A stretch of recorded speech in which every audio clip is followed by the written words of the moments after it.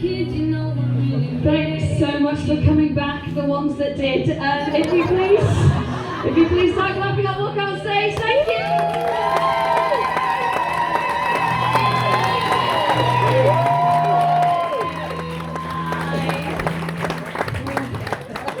Never been so glad to see 2 empty seats on the front row. God love it. I mean, you don't pick your audience, they pick you. What the fuck does that say about me? No, they were really nice. They're obviously just on something. I said they're nice because I'm worried they're still here. We all fine? We're okay after that? Yeah. Yes, we're good. We're really nice. The horrible people have gone. Right, I'm recording you, just because I'm going to send this. Yes, don't say anything racist. Don't have it here. And like I said, I'm going to lay all these out. It's fine, but basically, if you haven't seen me before, this is the first time I've done the show, as I've said a million times. But also, I've got attention deficit disorder, so my memory is really, really bad. And I didn't know I had attention deficit disorder till like really late in life. I was diagnosed when I was like 23, and the only real cure for it was a free laptop in university. I'm actually very brave. I'm glad you brought it up. I probably got it as well. I've probably got attention deficit disorder. It has been diagnosed. I've not just got divorced parents. So that is that. Right. Okay. Right, we're going to crack on. I'm so excited, but I'm also shitting myself. First time I've worn this as well. Not really so much. Basically, I'm just trying to be a female drag queen. That's what this is. Right, okay, so this show, thank you so much for coming. It is called Empathy Pains. It is largely about empathy. So I've done a thing that I've never done before. Shows. I'm going to put like trigger warnings at the top of it. Now, I've never done that, even though I've talked about some quite spicy stuff in the past. I've never bothered. Now, if you're not familiar with a trigger warning or a content warning, it's basically, the full definition is a statement that comes before a piece of art that lets the audience know if there's any potentially distressing themes, so they can decide whether or not they're going to engage with it or not. So it comes before this statement of art. Just to make clear, this will not be art. That is the first thing I want to warn you about. At one point, I'm going to mime having a massive cock, so this isn't getting Arts Council funding anytime soon, guys. And the second thing I find fascinating about trigger warnings is that they're incredibly triggering to men in their 50s. For some reason, they're really upset when they're like, how dare you warn me about something that has never affected me to protect someone it's affected. They get really fucked off about it. It's so strange. And I don't know why, because we've had this for ages, guys. If you go to the cinema, a little thing will flash up before the show, and it'll say, the following film contains scenes of violence and nudity, and you think, good, I paid 14 quid. That's the least I want. That's not even the shit I want to be warned about in the cinema. I'd much rather it flashed up and said, the following film contains scenes of Kevin Spacey. I'd much rather be warned about that. Or even better, the following film contains a scene in which a working class person is taken to the ballet or opera and weeps at the beauty of it. We're still doing that, are we?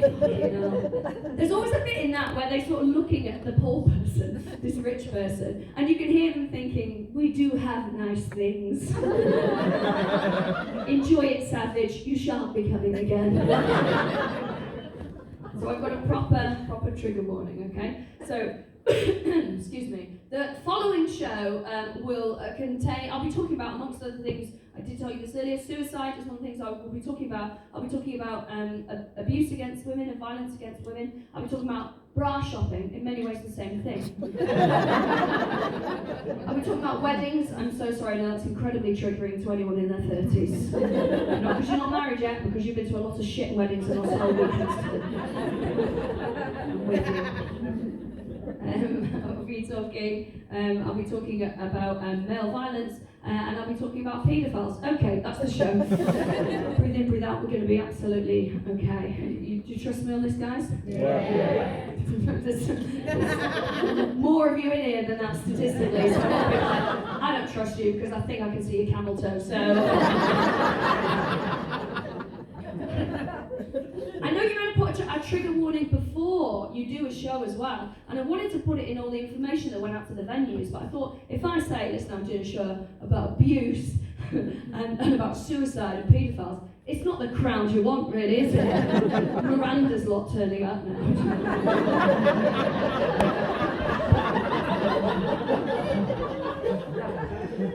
I had this costume fitted 2 days ago, and normally she does a fitting and then it sort of gets sent back. There wasn't time to do that, so it's a bit big and also very low. So I'm so sorry that you can basically see areola for the whole of this. That should have been a trigger warning itself. You're going to see nip, guys. Very sorry about Fred. Like, I've got a big old sat in me, I can't really help that, it's just the way I'm built, sorry. Anyone else got big tits? Give us a cheer. They're happy to cheer, they just don't want to raise their arm for shoulder.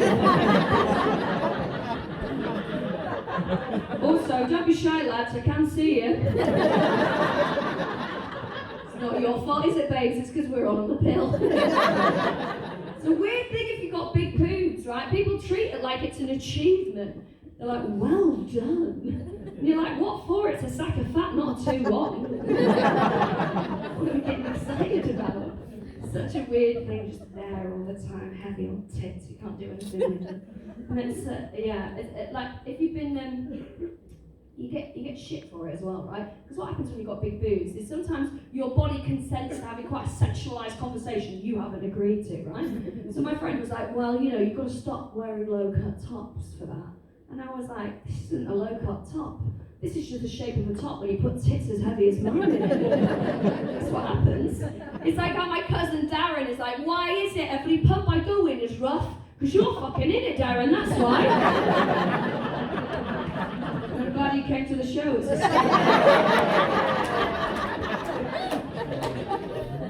I would love to wear stuff that's really chic, you know, with like a high neck. I'd love that look. But if I wear anything with a high neck, a look, and I don't know why it's these two things, hench and Dutch. I don't know why.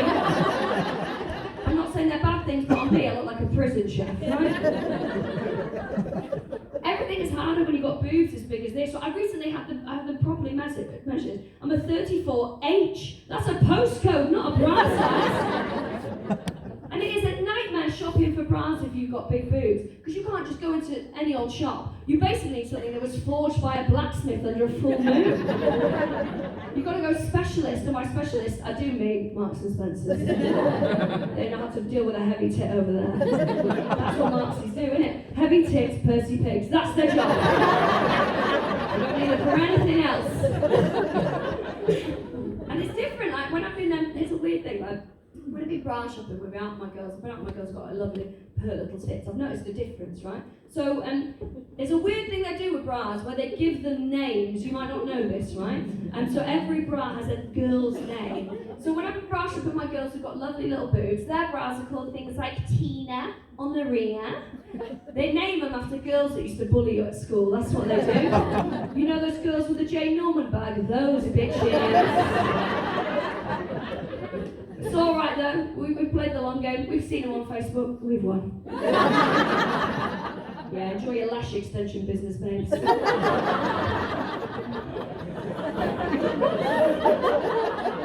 I will drop that joke out on the hometown date of this tour.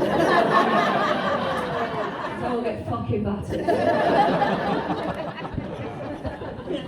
I went bra shopping the other day. I needed a new bra for a wedding. Always for a fucking wedding, right? So I needed a new bra to go with this dress. I went in, I was like, right, that's the one. Tried it on, fit, perfect. Went down for the till, and as I scan it at the till, the name of the bra pops up. And what was my bra called? Doreen. Doreen! I feel like I'm 2 cup sizes away from a Keith, for fuck's sake.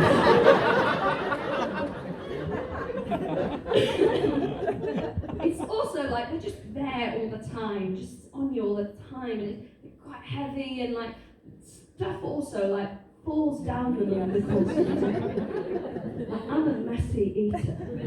This is essentially a meaty bib. That's what this is. And you are right, that is my drag name. When I take my bra off at the end of the day, I've got no fucking idea what's going to fall out of there. Honestly, I've got no. Before now, I've taken my bra off at the end of the day, a whole bourbon has come out of there. I've not had biscuits that day. Where the fuck has that come from? Honestly, when I take my bra off, I've got no idea what's going to come out of there. Michael Barrymore's career, Nazi gold. they get like, it's a thing, it's like people treat it like it's such a good thing, but it's never the people that you want to be into big boobs that are. It's never like, you know who loves big boobs is men with PhDs in philosophy who volunteer. There's 3 types of people who are into big boobs. Number 1 is gay guys. Lads, you're lovely, but I've got enough friends, alright? Number 2, women in nightclub toilets you've never fucking met before. They're obsessed with big boobs.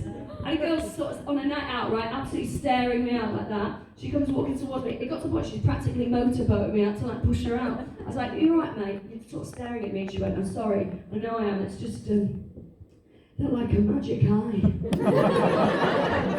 Like, what's she expecting? A dolphin to pop out? I said, "Oh, I feel a bit uncomfortable if you're staring." And she went, "I'm sorry. It's just can I put my finger down the gap in the middle?" I was like, "Firstly, babe, there's no gap. Secondly, that's the sweatiest place you'll ever put a finger. We don't like to talk about it because we're trying to be sexy, but tits are fucking sweaty. There's a heat wave, it's an absolute nightmare. I'll take my bra off to let the girls breathe." And before now, on the heat wave last year, right, I bent over to get something, no bra on, and sweat from underneath my tit fell onto my own foot.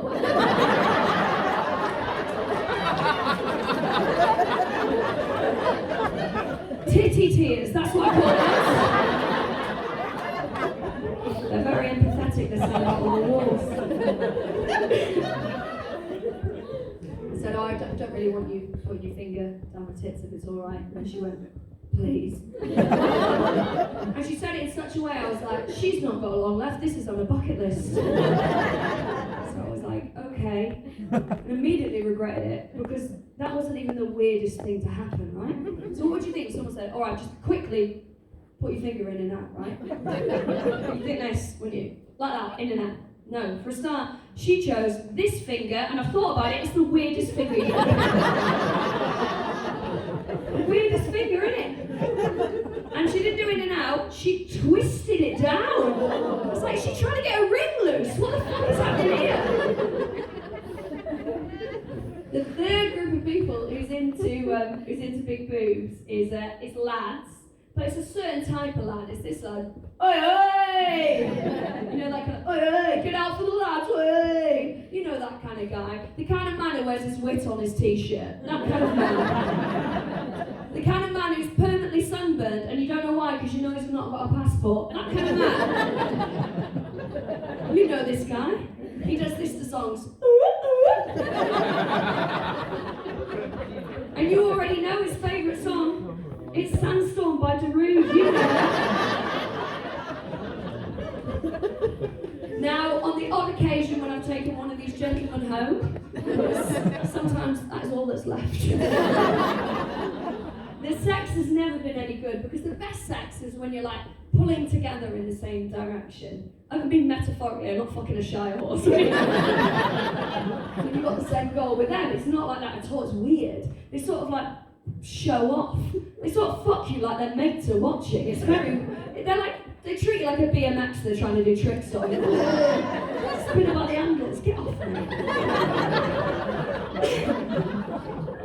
This is what's happened with every one of those guys that I've ever slept with, right? You go back to theirs and you're getting off with each other and you take your top off so it's just you and your bra and they're like, "Hey, hey!" And you're like, "Oh, imagine how sexy it'd be if you didn't speak." And then you'll take your bra off and you will see the colour drain from their face and you can almost hear them thinking they are longer than I thought.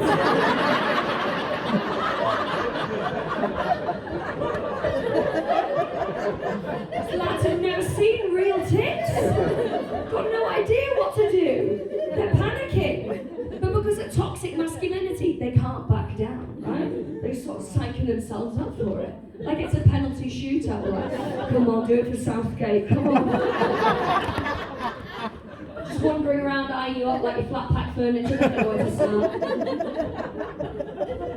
And then they've all got the same technique that they use, right? It's a technique where they basically grab one tit and they just shake it. That's what they do. Just shake it like that. I call it the snow globe. They just shake it. In Yes, like it's a piggy bank with £1 coin left in, and they need to park up the high street. Come on, you bastard! So they just keep doing that until their arm gets tired, and then you both sort of stand and look at each other in silence. Because there's no one who has that as a fantasy, is there? There's no woman out there who's like, oh, you know what really does it for me? Making one tit feel like it's on a dodger. Yes, these tits have nearly got me in trouble. So the first time my partner and I were going to bang, right, we're taking everything very slowly. We're like, let's make sure we were friends before, so it's like, let's not mess this up by, boffing each other, so let's take it slowly. But then what happens is, there's actually quite a lot of pressure on the actual night. You're like, right, it is on. So I went for it, guys. I went out, bought myself some like sexy new underwear, got myself a new bra, the Janice. Why not? Yes. Sometimes you want the tits of a dinner lady, don't you? There's a really weird noise from over there, where they're going, like the scene dinner lady's tits. You're not reading about that in the paper. So we're getting off with each other, and it's like, oh my god, it's nearly time, right? So take your bra off, what's sexy. But the problem is, right, is it was a new bra, and you don't know the physics of a new bra, right? And the elastic on new bras is like, yes sir, right? Whereas the elastic on the bras I normally wear is like, please just fucking burn me in the garden. I can smell myself, let me go.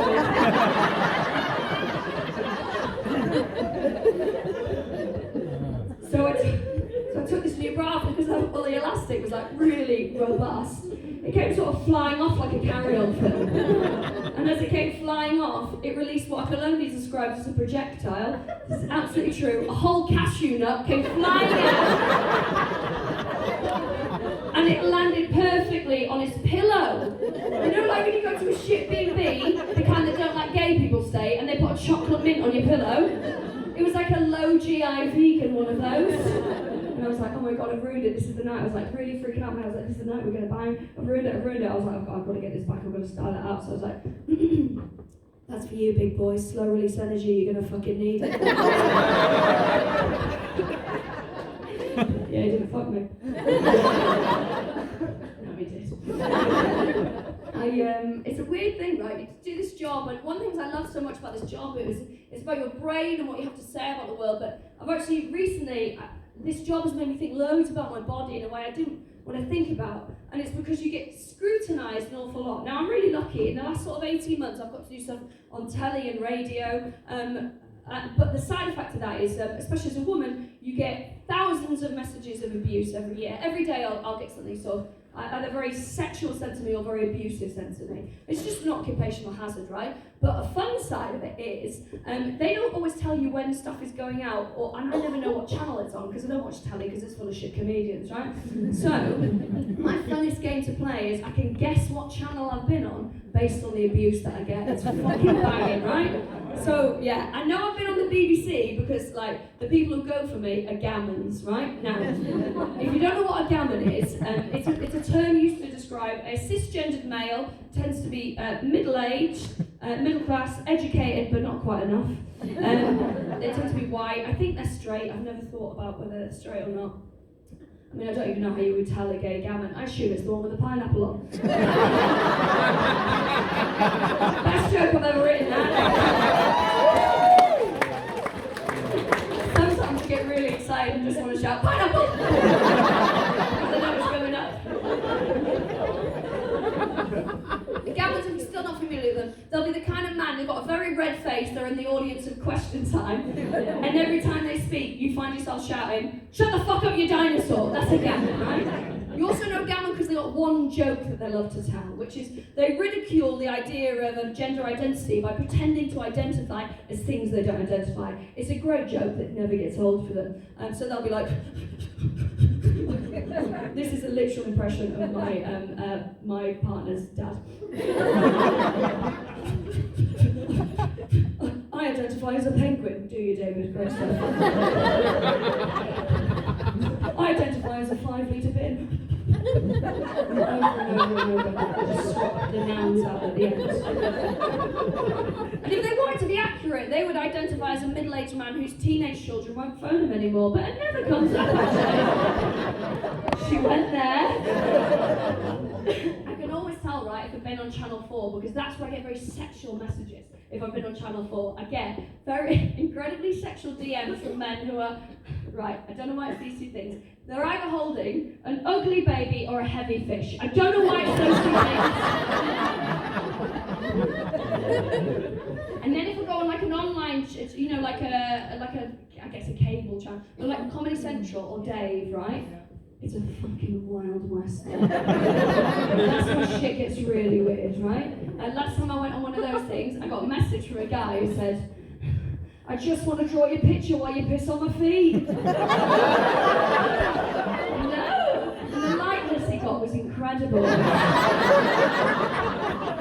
was in a hole, man. And there's another group of men who's accidentally, I've been sort of like brought to their attention, and that's incels. So I don't know if you know what incel is. Incel is a portmanteau of involuntary celibate. Or as my dad would say, ugly. The thing about incels is more complicated than that. A lot of them are ugly on the inside.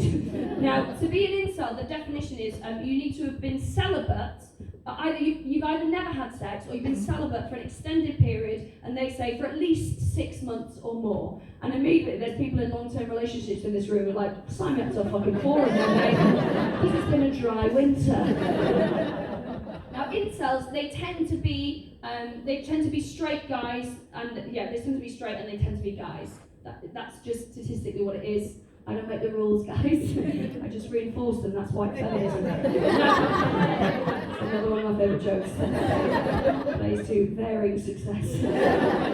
Now, I've been fascinated by these lads for a while, and they tend to break into like a set of 3 different types of people. Why they're incels, right? So there's one group of men who are incels because of health reasons. They'll be agoraphobic, they'll have social anxiety disorder, they'll have mobility issues that mean that they can't leave the house. So they can't meet anyone. Some of them will be on the autistic spectrum, so they don't always read the social cues, so a girl will come over and be cracking on and they can't read the cues, so never like seal the deal. There's another group of them whose lifestyle just means that they don't really meet women. And so they'll be stuck in like jobs where like they're on night shift, so they're on a different pattern to the rest of the world, or they'll be working in factories where it's sort of 96% male, and the other like 4% is those 2 women in their 60s, both with full beards, who work on reception. Do you know what I mean? So they can't like meet women like that. And then there's another much bigger group who just fucking hate women. Oh, they're cross boys. They're really, really angry that we won't fuck them, guys. They're really cross boys about that. And it's fascinating as well, because they often use this phrase over and over again. And I know why they're angry, right? Because as a woman, you're told that like your worth is in what you look like. That's what the world tells us. And if you're a man, you're told your worth is in how many people you're fucking. So these young lads, right, and they tend to be young lads, they're not fucking anyone, and so they feel worthless. So they want to hate themselves, but that will just destroy them. So they turn the hate outwards and they blame women. Now, there's a fascinating phrase that they use a lot of the time, which is this. Been on these forums, it's fucking scary, guys. They go, why is it these dumb bitches never fuck a good guy? I mean, you don't sound like a stand-up gent, if I'm completely honest. And I can't speak on behalf of every woman, right? But I can speak on behalf of this woman. I am incredibly easy to fuck. So, if you open a door for me in a corridor and I think you've had to wait there too long, I'll probably wipe you off when I get there. Do you know what I mean? Try being nice, lads. And it's easy to dismiss them as weirdos on the internet. And sure, I've just got a few minutes out of it myself, but they're actually quite dangerous. So incels have started to kill people. They've driven their cars into people, they've shot at people, all in the name of being an incel. It's really scary. There's one that they look up to in particular. He killed a load of people in a spree. I won't name him, because that's what spree killers want. He referred to himself as the ultimate gentleman. There's alarm bells going off with all the women in the room there. Also, ultimate gentleman definitely sounds like a perfume that's been translated from another language. Ultimate gentleman. he had this YouTube channel, because of course he fucking did, where he'd do these long monologues about being an incel. And he hated women, because he's like, these dumb bitches, and he's like, they don't like me, I'm the ultimate gentleman. Look at the car I've got. What more do they want? Have you tried opening a door, mate? Because I would wipe you off. I don't give a shit about your BMW. But he had this really silly, performative idea of what masculinity is. He's the kind of guy who goes, do you know what I mean? He thinks that being a man is winking. But winking creeps me out. Especially that noise as well. You know the guys go, cheer up. Might never happen. Just ask me, fuck off. Never trust a winker. Because you know what they do when they're winking? Distracting you so they can drop something in a drink. That's all that's going there. Also, this noise, absolutely. I realise, by the way, I can't wink, I'm just blinking at you. Just a pair of false eyelashes going up and down, panicking. I've decided that some people think that noise happens naturally when you wink, and it's because every time they wink, all the vaginas around them snap shut, and that is what they're doing.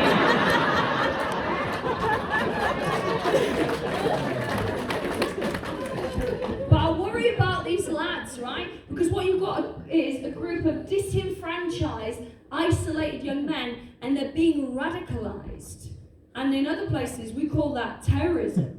Like, do you know what I mean? If they were brown boys, they'd be like, well, they're in ISIS, they're terrorists. But because it's white men, they're adorable lone wolves. But it is a problem we need to think of. And what I'm saying is, we need to treat incels like other terrorist organisations. We need to start stopping these cunts at airports. That's what I'm trying to say to you.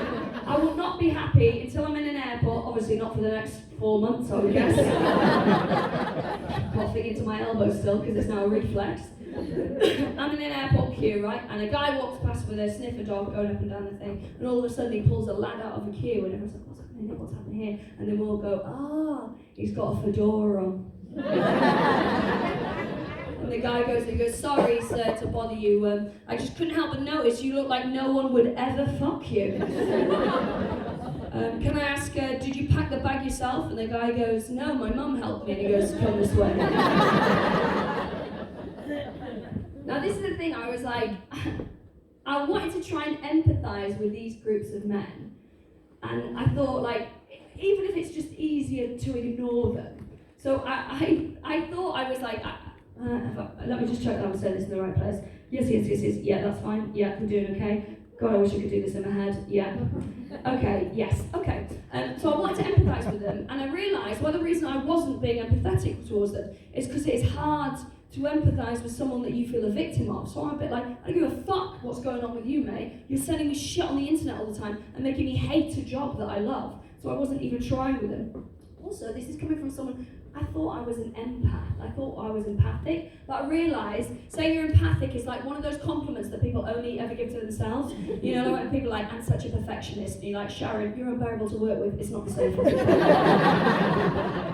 I'm really good in bed. Not for you to decide, actually.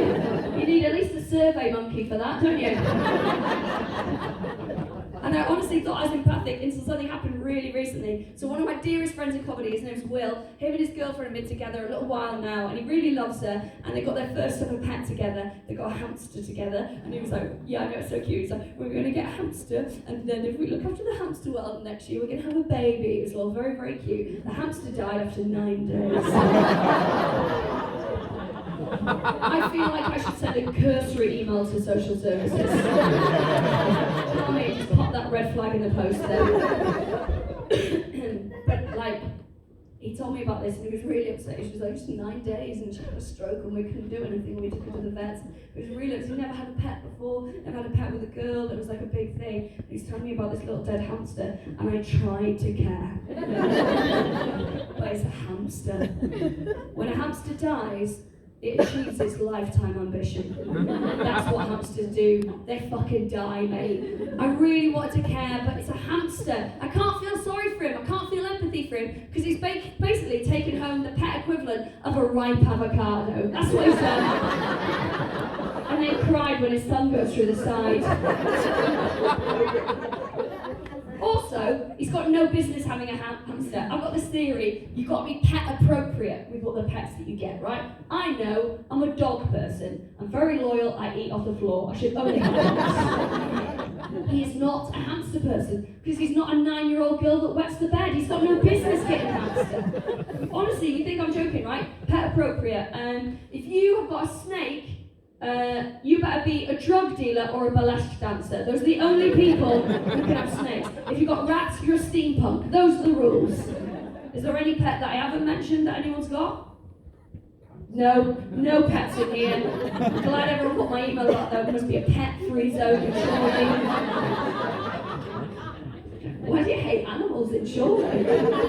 What a weird thing to find out about a place. Yeah, I went to Chorley. No pets. Excuse me. So I thought I was empathic, but I wasn't. I thought empathy was when people go, God, I'm really hungry, and you go, I'm hungry as well. I thought that was empathy, right? But then I looked it up, and what it probably means is, it's different to sympathy. So sympathy is when you feel sorry for someone or something, and empathy is when you feel what that thing or person feels. So for example, like, I can feel sympathy for people who think that Nando's is a restaurant. Okay, babes. But I can't feel what that feels like. And if you're sat in the audience being like, Nando's is a restaurant, then you might weep at the ballet. That's what I'm trying to say to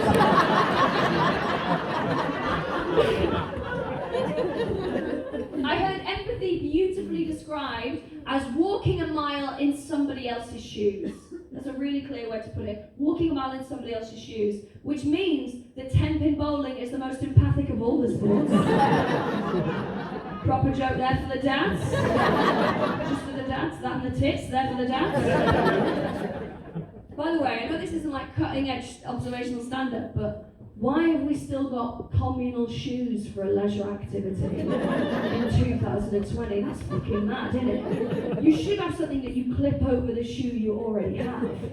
Because feet have been in there, and feet are the most disgusting, next to balls, feet are the most disgusting thing on a body. And there's no way, if you went somewhere and there was like communal ball holders, you would still go. You're like, nah, I'm alright for laser quest, thanks.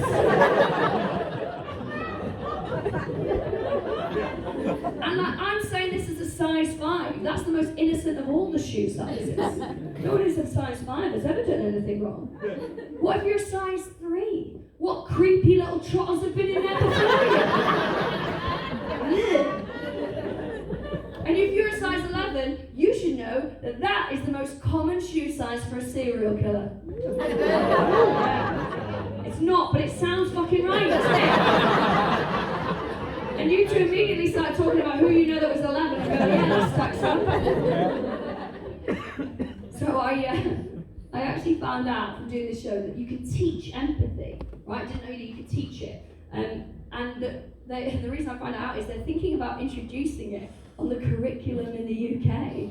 Because things are so like divided now, and no one ever feels what it feels like to be the other side. With Brexit and things like, you know, everyone just hates each other. Politically, everything's really divided. So thinking about, basically they've gone, oh kids, your grandparents are unmitigated pieces of shit. So we're going to have to teach you how to care about other people.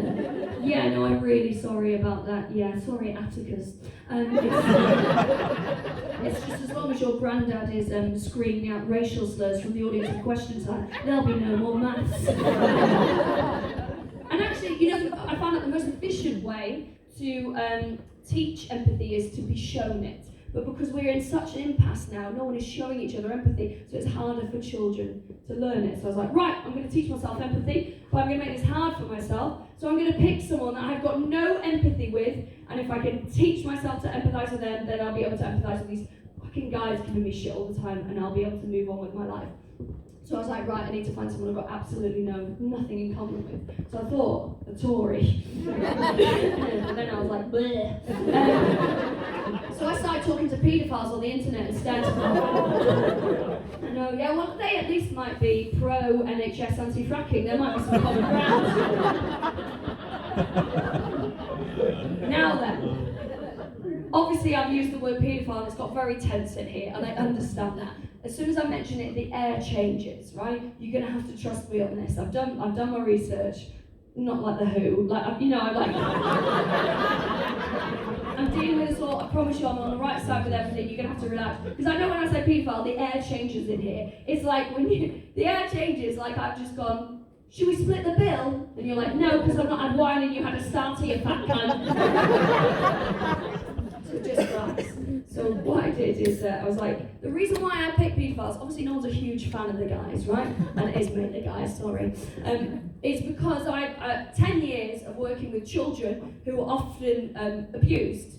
So like, I'm very, very liberal with everything except for children and young people. It's a real line in the sand for me. So I was like, this will be the hardest thing I ever do. And if I can do that, then I can empathise with anyone. So I was like, right, gotta find me some pedos. So I went on the internet, because that's where they live, I don't know. They're actually much harder to find than you think. Paedophiles are like badgers. Yeah. They stick to the shadows. The Daily Mail thinks we should cull them. And if their bodies turn up dead in the countryside, everyone turns a blind eye. So I was searching around trying to find things. Honestly, my fucking search history is pretty bad. But the first thing I came across that was useful was a documentary about a paedophile who had waived their anonymity. Now, he introduced me to a term I'd never heard before, which is a non-offending paedophile. So he was a non-offending paedophile, I'll get to that in a second. He had waived his anonymity, you could see his face, nothing's pixelated. You could make out from the documentary the house he lived in. You can tell by his accent and the countryside which part of America he lived in. And he just talks really openly about living with this attraction. And it's like, it's an incredible documentary. So you can find it on YouTube, it's only about 15 minutes long. And it was like such a big thing for me to see that I probably wasn't ready for. And I think the thing I found, you just see like his flat, and he's a human. He's not done the washing up. Do you know what I mean? Like, he's got a shit picture up on the wall that his grandma gave him that he clearly doesn't want to get rid of. Like, you just see this guy as a human. But I think the thing that I found most difficult about it is, I'll get into this. He had a hook for a hand. Fucking hell, yeah. Now, it doesn't matter, but I do want you to know he had a hook for a hand. Don't change anything, but he had a hook for a hand. And I just think, part of me was like, mate, you're already a paedophile. And I understand that is all tied up in my own like ableist bullshit, like actually people with a disability should look so I feel comfortable. But like, there's got to be a friendlier implement than this. Do you know what I mean? You've got a film crew coming around, you've got to have something for Sunday best. Screw on the thumbs up, for fuck's sakes. We all grew up with Disney. Who do you think of with a hook? Oh, just a guy who's obsessed with Lost Boys and a boy who won't grow up. Think it through. Now, in this documentary, a hook, for fuck's sake. Hook. In this documentary, he talks about, he's part of a forum, okay, that supports non-offending paedophiles. It's called Virtuous Paedophiles, which couldn't sound more like a child pornography ring if it tried. They might as well be called Nice Guys, Nothing to See Here. So I was like, well, I've got to find out what this is. So I went onto it, and there's a contact form you can fill out, and it took ages to load up. I was like, I really thought paedophiles would have better service than this, right? So I went on there, and I looked through it, and I was like, right, okay. So there's a contact form, and I said, hello, I'm a comedian. I'm doing a show about empathy. I think you're part of a group of people that don't ever try and empathise with. I'd like to talk to you. If I was able to ask one question, it would be, what is a virtuous paedophile? And then, because I'm absolutely unbearable, at the bottom of the email, I linked to a favourable Guardian review of mine. I know, imagine being in a chat with a paedophile and knowing you're the worst person in it. So I sent off this email and I was fucking nervous. I was like nervous, and then a day goes by and I don't hear anything.